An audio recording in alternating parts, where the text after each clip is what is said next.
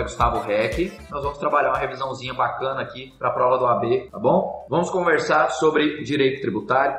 Nós já sabemos que direito tributário, a expressão que mais nos interessa é o conceito de tributo. O conceito de tributo está lá no artigo 3º do Código Tributário Nacional. Isso daí você já sabe, né, que um tributo é uma prestação pecuniária e compulsória, paga em moeda ou valor que nela se possa exprimir, que não constitua sanção de ato ilícito, instituído em lei, cobrado mediante atividade administrativa plenamente vinculada. Nós temos, dentro desse conceito, 5 expressões que são interessantes. Para a gente começar, você vai ver que ele é uma prestação pecuniária, ou seja, você só paga tributo por meio de dinheiro, que é uma prestação pecuniária, ela é compulsória, ou seja, ela é obrigatória, tá bom? Só que eu quero bater com vocês na parte final. Na parte final em que fala sobre instituição em lei e na parte final que fala sobre o cobrado mediante atividade administrativa plenamente vinculada. Porque isso é um conceito que nós temos sobre lançamento tributário, tá bom? Então, das 5 partes, olha lá o que é interessante no conceito de tributo, artigo 3º do CTN, nós temos que o tributo é uma prestação pecuniária, ou seja, nós só pagamos tributos por meio de dinheiro. Eu sempre falo a mesma situação. Cuidado com o que a prova te cobra. Saiba resolver a sua prova. Então eu indico aqui a leitura para vocês lá do artigo 162 do Código Tributário Nacional, em que você vai encontrar que o tributo ele pode ser pago por moeda, cheque, vale postal ou estampilha. Situações que na prática hoje não são mais utilizadas. Vale postal e estampilha seria a presença do selo. Ninguém paga tributo mais por meio de selo, tá bom? Então cuidado com isso daí, saiba resolver a sua prova. Vale a leitura do 162 do CTN. Falando em artigo, eu vou indicar vários para vocês aqui, tá bom? São leituras relativamente simples, que vocês têm a possibilidade aí de, daqui até a data da prova, que está meio em cima aí, mas que vocês têm a possibilidade de estar efetuando a leitura, a sua prova é legalista. Então a prova é legalista, tá bom? Então a ideia é você necessariamente ter uma boa noção sobre os artigos, os próprios artigos da Constituição, os próprios artigos do CTN, tá bom? Então vamos seguir em frente no nosso conceito de tributo, estávamos na pecúnia.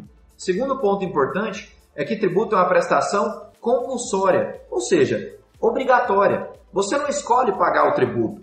Você, quando tem a incidência do tributo, quando tem a presença da lei, necessariamente ele já é uma obrigação, conhecida como ex lege. O dever nasce independentemente da sua vontade, o dever nasce independentemente da vontade do sujeito contribuinte. É por isso que o tributo ele é compulsório. Nós não escolhemos necessariamente pagar o tributo, porque senão seria muito fácil, né? Ninguém ia querer pagar, ok? Seguindo, no nosso conceito de tributo, que não constitua sanção de ato ilícito. Cuidado com essa expressão, tá bom? O que é a sanção de ato ilícito? A sanção de ato ilícito é a multa. E a frase que eu gostaria que vocês ficassem é a seguinte: multa não é tributo e tributo não é multa. Nós temos 5 espécies de tributos que estão lá na Constituição Federal. Nós temos impostos, taxas, contribuições de melhoria, empréstimos compulsórios e contribuições. Então, nós não temos, dentro da previsão de tributo, multa. O artigo que a gente está analisando agora é o artigo 3º do Código Tributário Nacional, tá bom? Do CTN. Então, multa não é tributo, tributo não é multa, lembrem-se disso. Próximo ponto, instituído em lei. Esse é um princípio importantíssimo, na verdade, ele é o princípio mais importante do direito tributário, que é o princípio da legalidade. Mas eu vou pular um pouquinho, que eu vou conversar dele com vocês daqui a pouco, tá bom? Então fiquem tranquilos aí que daqui a pouquinho eu chego lá. E por fim, cobrado mediante atividade administrativa plenamente vinculada. Essa atividade plenamente vinculada é o lançamento tributário, que também vou conversar daqui a pouco. Lembrando, o título do nosso estudo aqui, o título da nossa conversa é Top 10. Então, no Top 10, o ponto número 1 foi a análise de tributo, tá bom? Nós vamos em frente, passando para o ponto número 2. O ponto número 2 que eu separei para a gente conversar seriam sobre as fontes de direito tributário. A prova da OAB, ela não cobra de forma tão específica o que seria uma fonte de direito tributário. Mas nós temos algumas fontes que são relevantíssimas para fins de entendimento da matéria e principalmente para que você consiga resolver uma série de questões da OAB. A gente está indo para o 20º exame. Você que tem costume de analisar provas, de pegar algumas provas para poder efetuar a resolução, e aí é uma dica importante, a prova da OAB é legalista, A prova da OAB é repetitiva. E por ser repetitiva, a ideia é que você resolva os últimos exames. Fontes do direito tributário.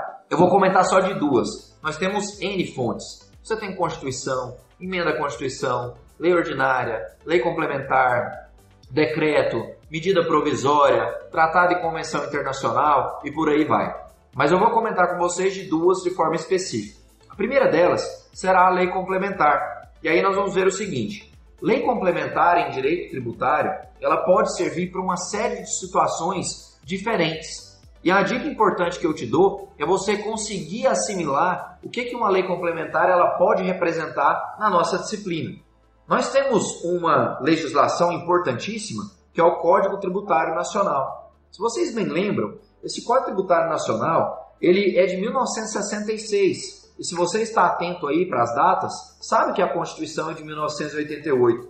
Então nós temos um CTN, uma legislação que ainda é vigente, anterior, obrigado pessoal, anterior à própria Constituição Federal. O que a Constituição Federal fez com esse CTN? Ela o recepcionou, mas o recepcionou com status de lei complementar. O que eu quero te mostrar? Para que serve lei complementar no direito tributário?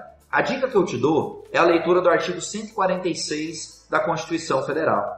Esse artigo 146 da Constituição Federal vai nos expressar um pouco o que é o poder dessa lei complementar. Então você tem uma lei complementar que é o CTN, que eu estava aqui comentando com vocês. Código Tributário Nacional ele foi recepcionado com status de lei complementar. Você tem uma lei complementar que traça normas gerais. Se você pegar alguns tributos, como por exemplo o ICMS, o ISS, nós temos como lei complementar a 87 de 96 e a 116 de 2003. O que essa norma geral está fazendo? Olha lá o próprio nome, traçando normas gerais. Então a dica que eu dou para você é o seguinte, para traçar normas gerais, estabelecer normas específicas e gerais sobre determinados tributos, nós temos necessariamente a presença de lei complementar. Então cuidado com isso.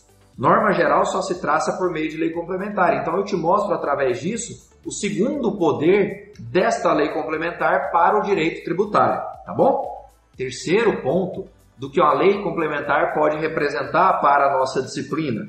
Você tem lei complementar que serve como reserva de lei. Daqui a pouco nós vamos analisar o princípio da legalidade. E falando sobre legalidade, eu vou te dizer o seguinte, qual a lei, em regra, apta para instituir um tributo? Porque um tributo ele só pode nascer por meio de lei. É exatamente isso que diz o princípio da legalidade. E aí, geralmente, a gente não lembra, né? Só que a prova não te cobra a regra, a prova gosta de cobrar a exceção. Então, a regra para a instituição de tributo é lei ordinária, que é uma fonte de direito tributário, que é o top 2 que nós estamos conversando agora, tá bom? Então, olha lá, em regra, se institui tributos por meio de lei ordinária. Só que nós temos alguns tributos que obrigatoriamente devem ser instituídos por meio de lei complementar. E eu estou te mostrando o terceiro poder da lei complementar para o direito tributário. Então a dicasinha importante, seguinte, anotem quais são esses 4 tributos que obrigatoriamente devem ser instituídos por meio de lei complementar, tá bom? Então olha lá, todos são de competência federal. Primeiro deles, imposto sobre grandes fortunas. Segundo deles, empréstimos compulsórios. Terceiro, impostos residuais. E quarto, contribuições residuais. Tá bom? Então, o que nós estamos analisando? O poder da lei complementar. Esse é o terceiro poder da lei complementar, é a reserva de lei. E nós estamos verificando que alguns tributos, 4, devem obrigatoriamente ser instituídos por meio desta fonte. Tá bom? São eles, imposto sobre grandes fortunas, empréstimos compulsórios, impostos residuais e contribuições residuais, tudo bem? Quarto poder da lei complementar. Nós temos uma lei complementar que faz um tratamento diferenciado da tributação. Você já ouviu falar do Simples Nacional? O Simples Nacional é um regime diferenciado da tributação. Então, olha lá, para a gente fechar o top 2. Top 2 nós temos aqui o que a lei complementar pode representar. Grande mestre Silmar, prazer aqui, sua presença na nossa aulinha. O que pode representar a lei complementar? Dica de leitura, artigo 146 da Constituição Federal. lá no 146 da Constituição Federal você consegue encontrar um pouco da dimensão dessa lei complementar. Então você tem lei complementar, que é o CTN, foi assim que nossa Constituição o recepcionou. Você tem lei complementar, que traça normas gerais, toda e qualquer norma geral só pode ser traçada por meio de lei complementar. Você tem lei complementar, que é reserva de lei. São esses 4 tributos que obrigatoriamente devem ser instituídos por meio de lei complementar. Vocês anotaram. Você tem lei complementar que serve como tratamento diferenciado da tributação, que é o simples, tá bom? Então esse é o top 2 da nossa conversinha de hoje. Top 3, ponto número 3 da nossa análise, princípio da legalidade, tá bom? Esse princípio da legalidade, ele está dentro lá da parte do conceito de tributo. Então, quando eu citei para vocês, quando a gente começou a conversar aqui, o princípio da legalidade estava instituído em lei. Esse instituído em lei, ele traça exatamente o princípio mais importante do direito tributário. É o pontapé inicial da nossa matéria, tá bom? Onde está o princípio da legalidade? Artigo 150, inciso 1 da Constituição Federal. Artigo 150, inciso 1 da Constituição Federal. O meu periscopo, pessoal, é @GustavoRec, tá bom? @GustavoRec. Quando eu eventualmente for fazer lá, pode ficar à vontade para adicionar, fico feliz. O que diz o princípio da legalidade? E a dica que eu dou para vocês é a seguinte: tenha sempre esses princípios constitucionais como regras absolutas, tá? Você vai saber primeiro, vai entender primeiro o que são esses princípios. Depois que você tiver a noção do que é regra, todos os princípios são regras, nós vamos partir para as exceções, tá bom? Então nós temos princípio da legalidade, princípio da anterioridade, princípio da noventena, da irretroatividade, do não confisco, da capacidade contributiva, da não limitação ao tráfego de pessoas e bens. Qual é a minha dica? Necessariamente tenha todos esses princípios como regras absolutas. Depois que você tiver esse princípio como regra absoluta, você vai lembrar das exceções, que eu vou comentar um pouquinho mais à frente. Então, o que nós estamos vendo aqui a princípio? Princípio da legalidade. O que ele diz? Olha, é vedado aos entes tributantes, nós só temos 4, né? União, Estados, Municípios e Distrito Federal. É vedado aos entes tributantes exigir ou aumentar um tributo, se não em virtude de lei. Ou seja, é vedado aos entes tributantes criar ou majorar um tributo, se não em virtude de lei. É só a lei que cria o tributo, tá, pessoal? Então, um decreto, por exemplo, não serve para criar um tributo. Decreto, fonte importantíssima também para a nossa matéria e fonte importantíssima que é muito cobrada lá na prova da OAB. Então, só fazendo um parênteses aqui, cuidado com essa fonte de direito tributário. O decreto, eu vou te dar 3 pontos. Ele serve basicamente para 3 coisas. Mas uma que você não pode esquecer é que o decreto jamais poderá criar ou instituir um tributo, tá bom? Então o decreto ele serve para quê? Inicialmente, tratar sobre alterações de alíquotas que mitigam a legalidade tributária. Esse princípio que a gente está analisando, mas que daqui a pouco eu vou te passar quais são essas exceções. É uma listinha que infelizmente a gente tem que ir lá para o decoreba. Coisa que eu não gosto, eu tenho certeza que você também não gosta, tá? Mas a gente precisa disso. Daqui a pouco chegamos lá.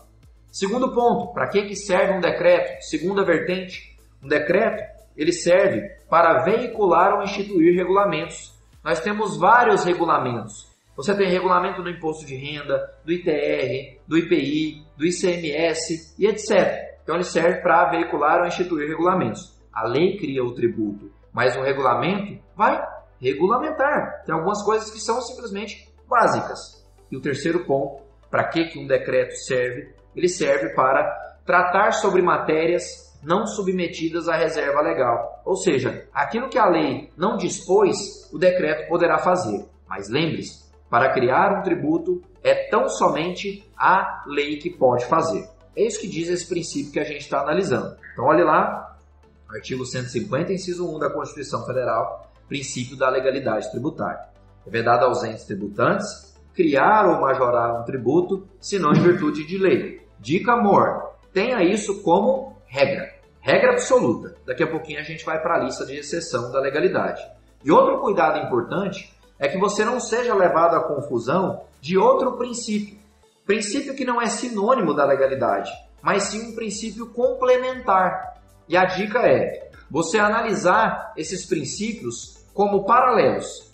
A legalidade não funciona sem a reserva legal não funciona sem a legalidade.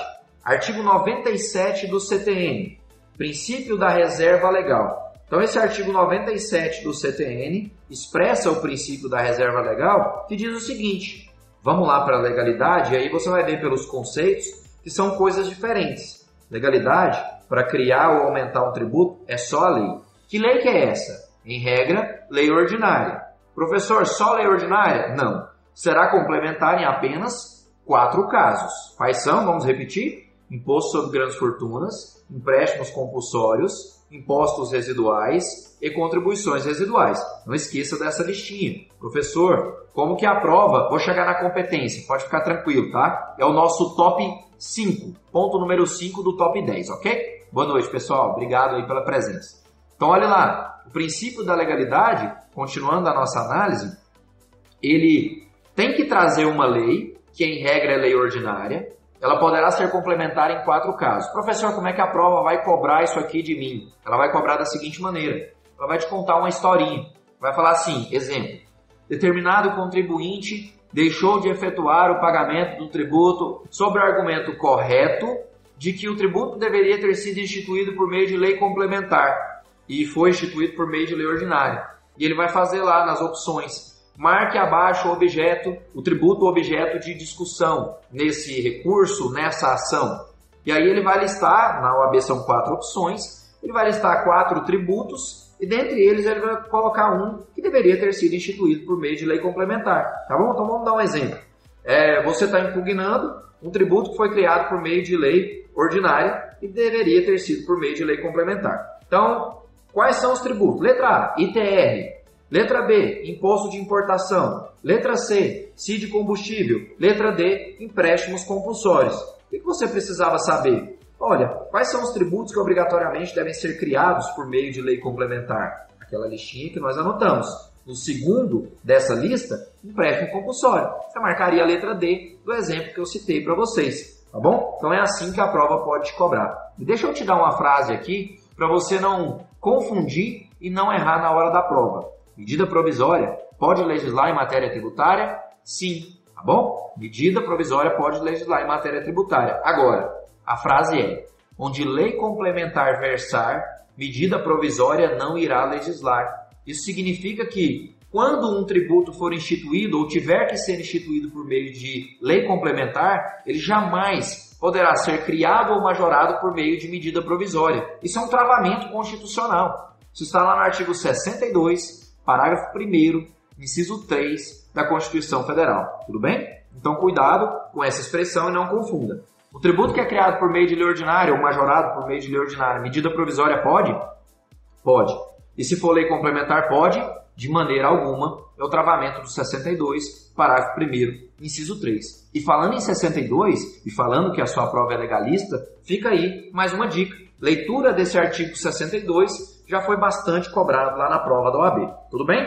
Então vamos terminar a nossa análise por legalidade e reserva legal. A legalidade fala que uma lei deve criar um tributo. A reserva legal fala o seguinte, 97 do CTN. Essa lei, ela tem que ser completa. Ela tem que nos dar todas as informações acerca daquele tributo. Por que eu sei que eu pago IPVA sendo proprietário de veículo automotor? Porque a lei está estabelecendo isso. Por que eu sei que se eu oferir muita renda, no limite acima de o que a Receita Federal divulga, acima de arredondando, R$ 4.800 eu pago 27,5% de imposto de renda? Porque a lei assim determina. Então essa lei, qualquer que seja, instituir um tributo, ela tem que ser completa. Então ela tem que me falar qual que é o sujeito ativo, qual que é o sujeito passivo, quais são as obrigações principais ou acessórias, quais são as penalidades, qual é o fato gerador, qual é a base de cálculo, qual é a alíquota desse tributo. Isso é a reserva legal. Tá vendo que reserva legal é uma coisa, que legalidade é outra, mas que um não vive sem o outro? A lei vai ter que criar o tributo. E essa lei tem que ser completa. Juntou os dois, você tem legalidade mais reserva legal. Lembre-se, doutrina majoritária defende que legalidade e reserva legal não é a mesma coisa. Esses princípios não representam a mesma coisa, são complementares. Falando em legalidade, para daqui a pouco chegar na competência que o colega pediu, nós temos algumas exceções. E cuidado, a prova da OAB, ela ama princípios constitucionais tributários.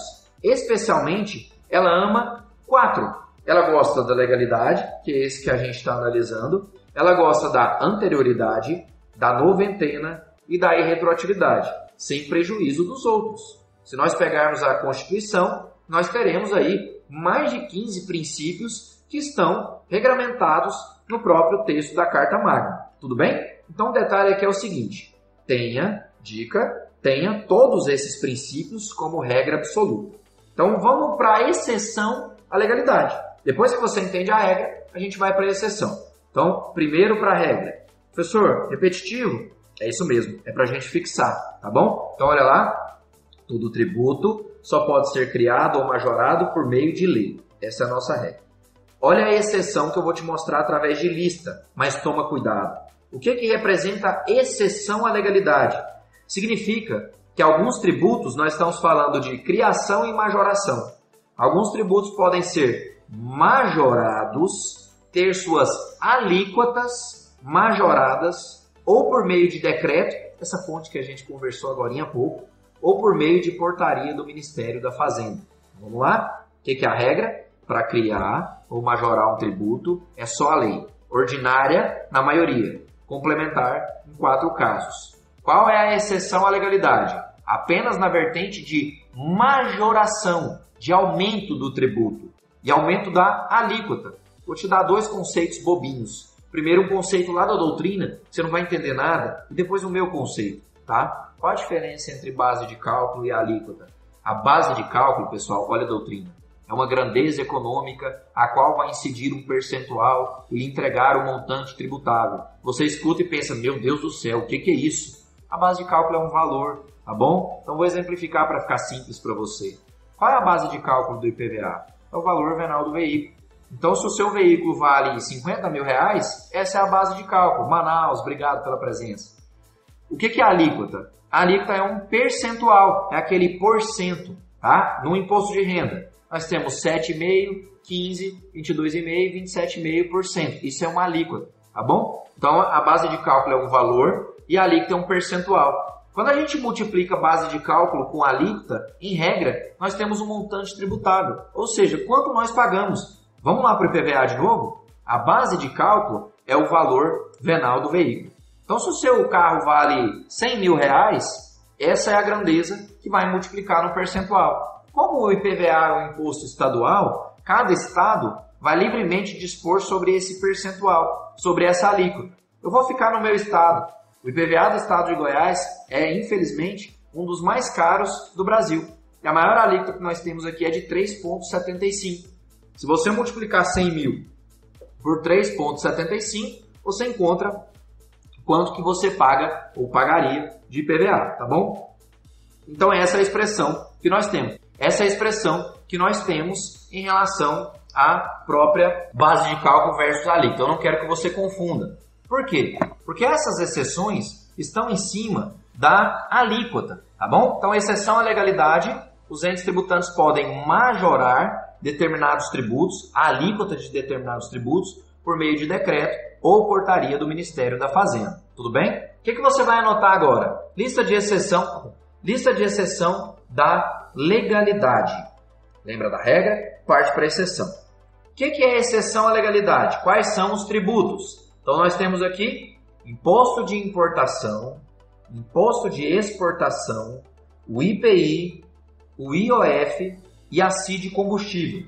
Tem o ICMS combustível também, mas ele tem uma ressalva de normativa do CONFAS, tá? Então, eu não gosto de colocar ele nessa lista. Então, a lista é a seguinte: exceções à legalidade, imposto de importação, imposto de exportação, IPI, IOF e CID combustível. O que significa isso? Olha, se esses tributos tiverem suas alíquotas majoradas, alíquotas majoradas por meio de decreto ou portaria do Ministério da Fazenda, pode. Tudo bem?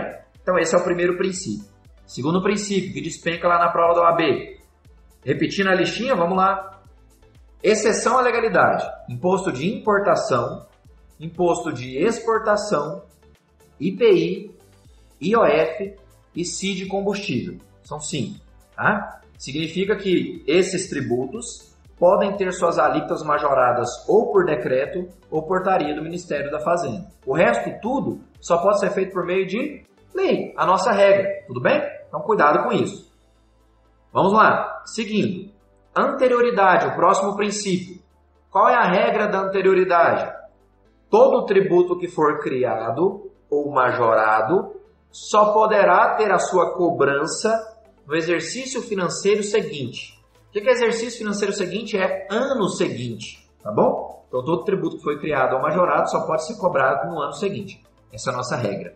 Vamos para a exceção, é a listinha. Nós estamos na parte do decoreba, tá, pessoal? Infelizmente, se a gente não lembrar essa lista de exceção, na hora da prova a gente erra.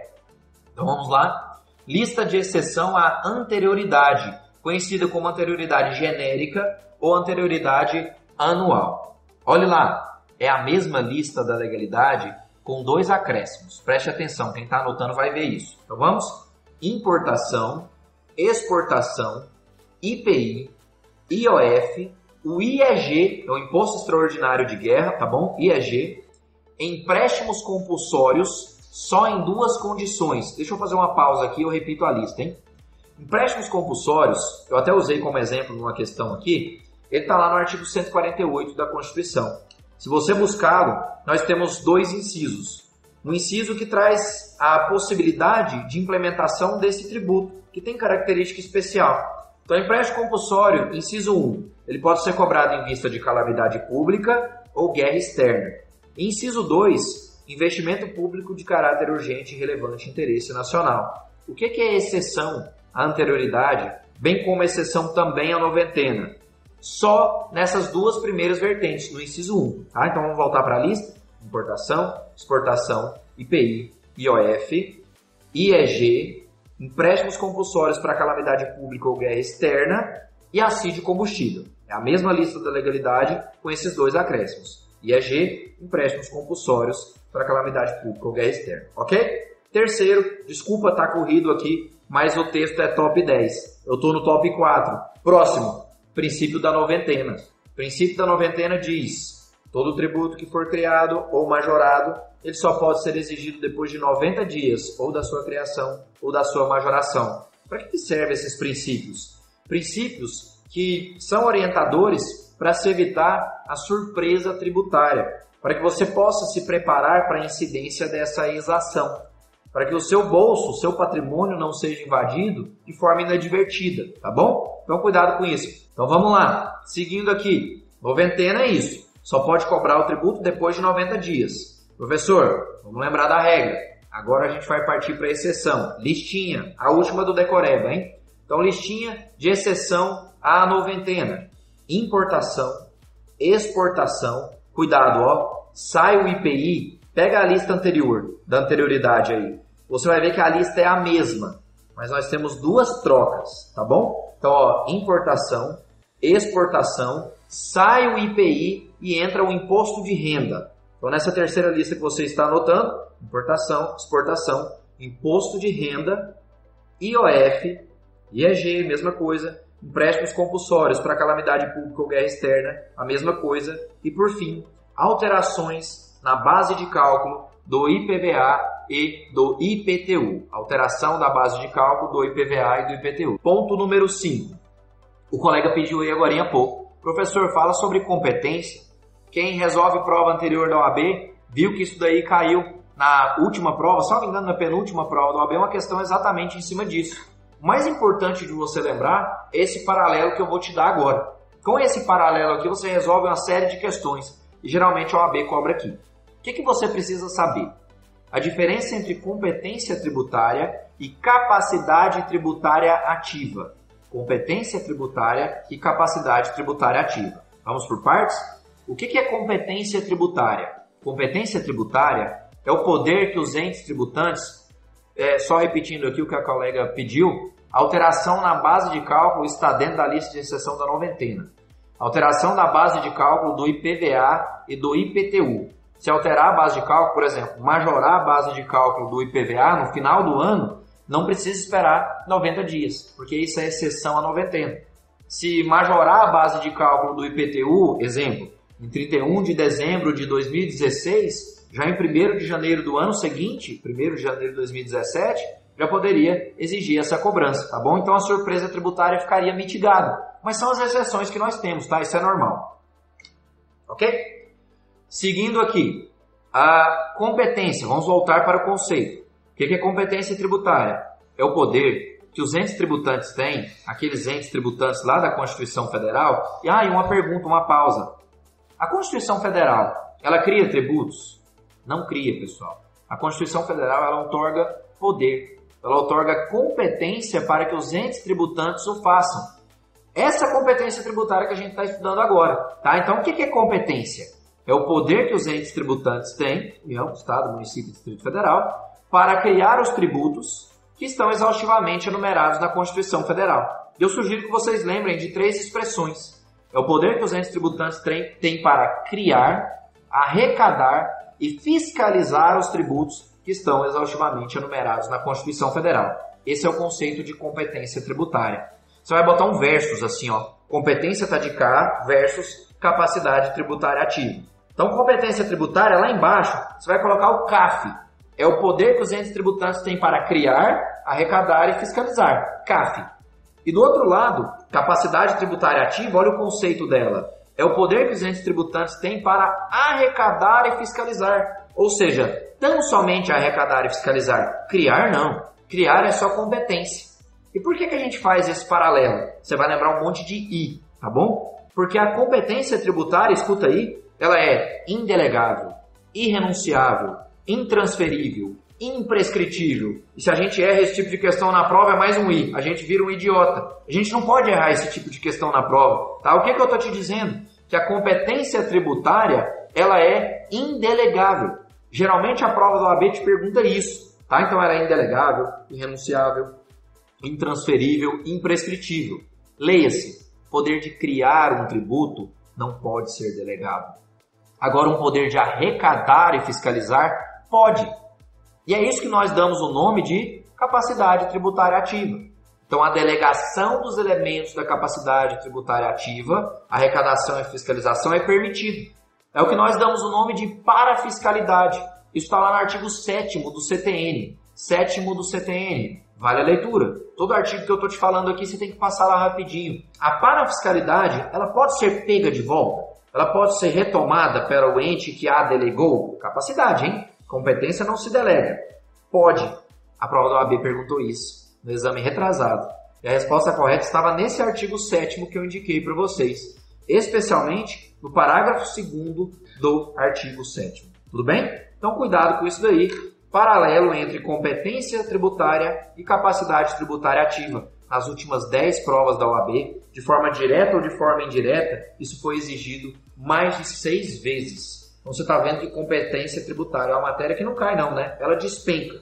Detalhe importante, só vou te passar as classificações. Como eu disse, a OAB em regra, ela te cobra a diferença desses conceitos. Ela não vai na classificação, mas a gente já está aqui mesmo, né? Estamos estudando.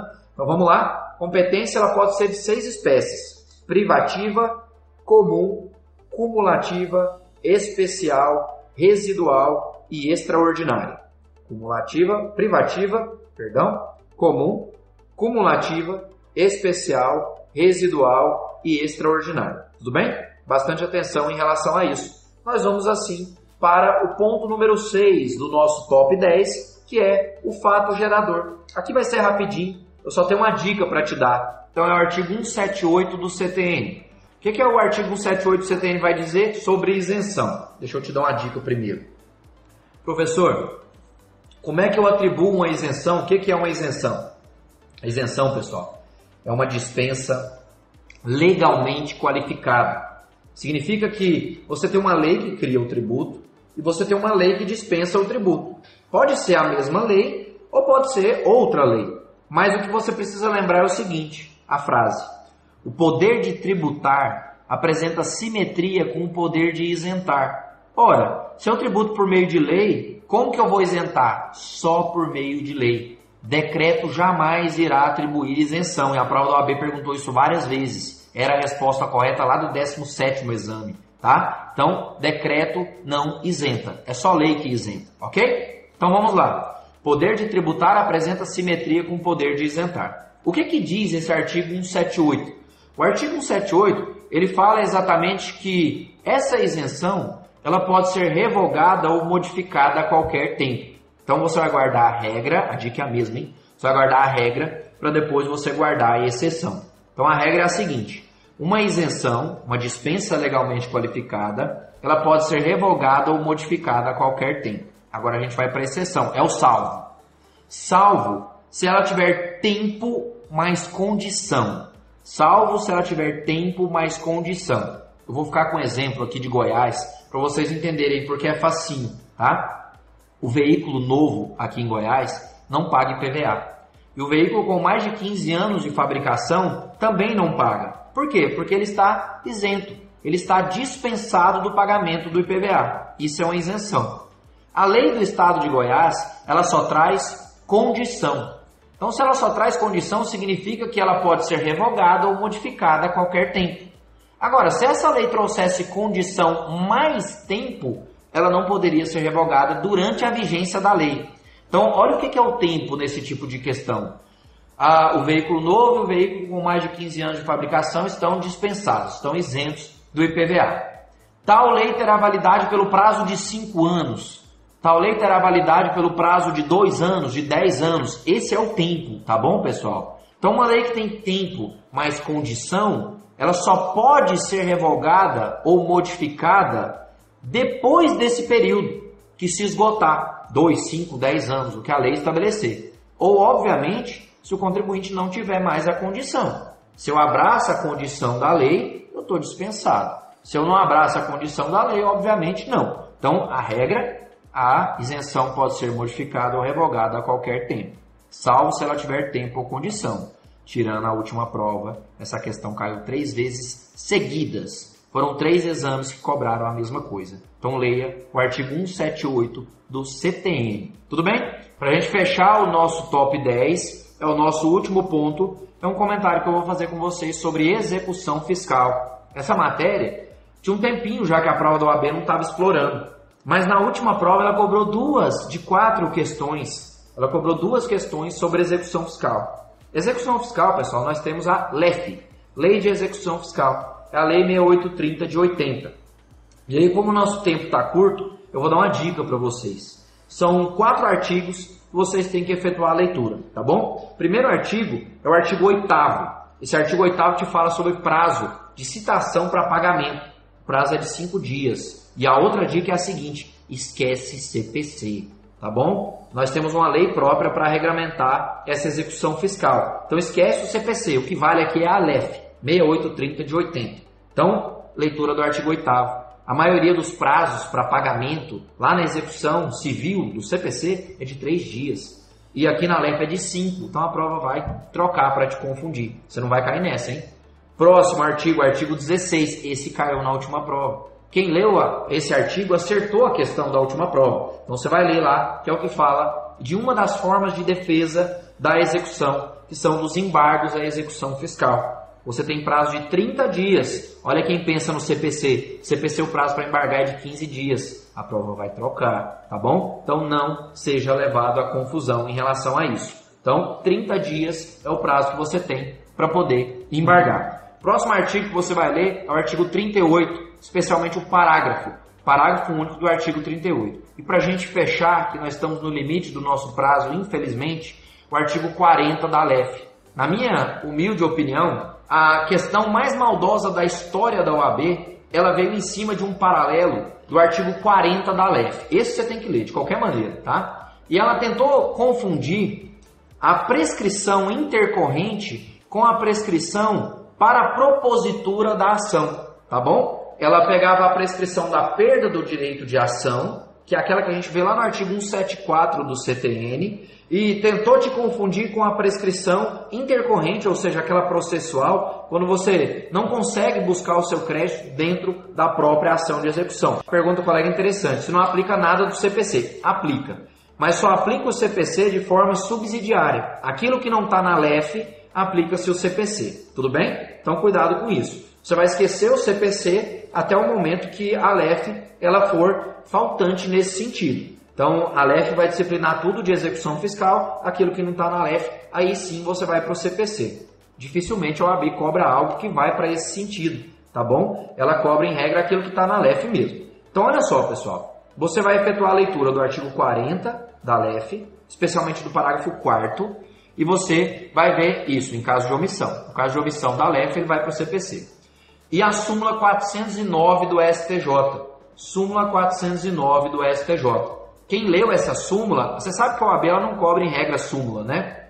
Mas para responder essa questão, salvo engano, ela estava lá no 16º ou 15º exame da OAB, que na minha concepção foi a mais maldosa da história da OAB. A pergunta da colega, a segunda fase tributária vai cobrar muito o novo CPC? É tudo em cima do CPC novo, né? Eu acho que ela não vai cobrar nada específico do CPC, mas todas as ações judiciais tributárias, elas são regulamentadas pelo Código de Processo Civil, pelo novo, né? Mas vamos passar pela primeira primeiro, para depois a gente arrebentar lá na segunda. Tem mais periscope depois, hein? Para quem for para a segunda fase.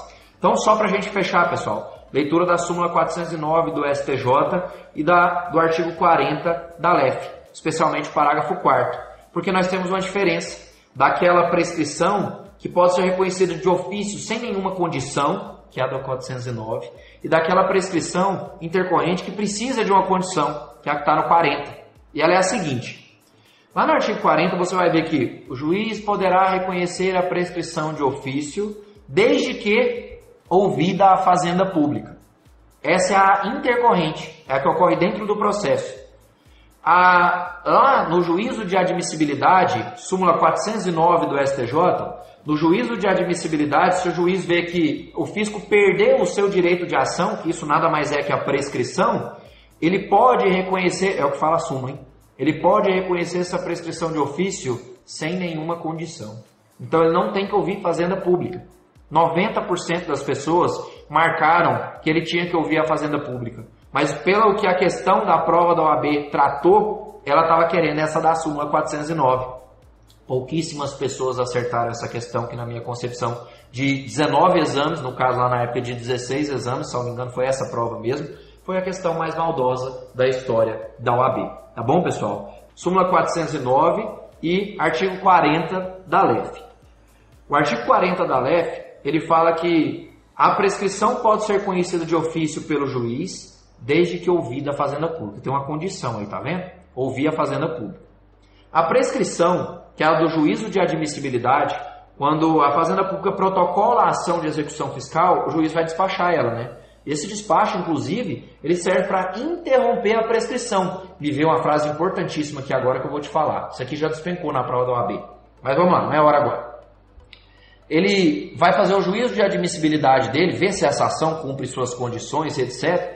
Se ele vê que a fazenda pública perdeu o seu direito de ação, passou o prazo para ela entrar, que é de 5 anos, né, o prazo de prescrição, está lá no 174 do CTN, da LEF é isso, ó, o que eu indiquei são esses mesmos. Obrigado pela ajuda.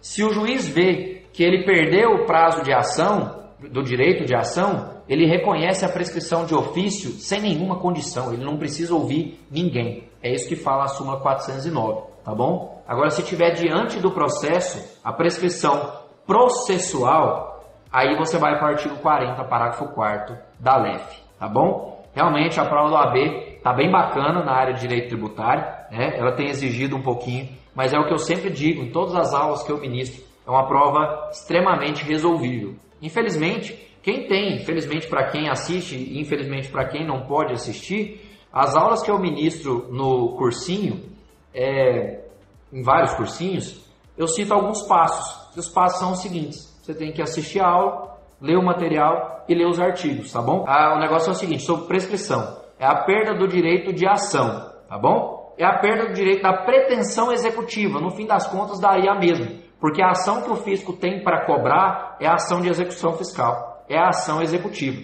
tá? Então, só reiterando aqui, é a primeira vez que eu estou entrando no amo direito, eu quero voltar muito, tá bom? Eu gostei bastante de estar aqui trabalhando com vocês, conversando com vocês. Meu nome é Gustavo Reck, é R-E-Q-U-I. Eu disponibilizo sempre meu canal do Facebook, minha página, Professor Gustavo Reck. Quem quiser seguir, eu estou sempre postando dicas e etc. Inclusive, faço sempre a correção da prova da OAB. Assim que a prova já sai, ela fica disponível lá, eu faço a correção dessa prova de concurso, etc.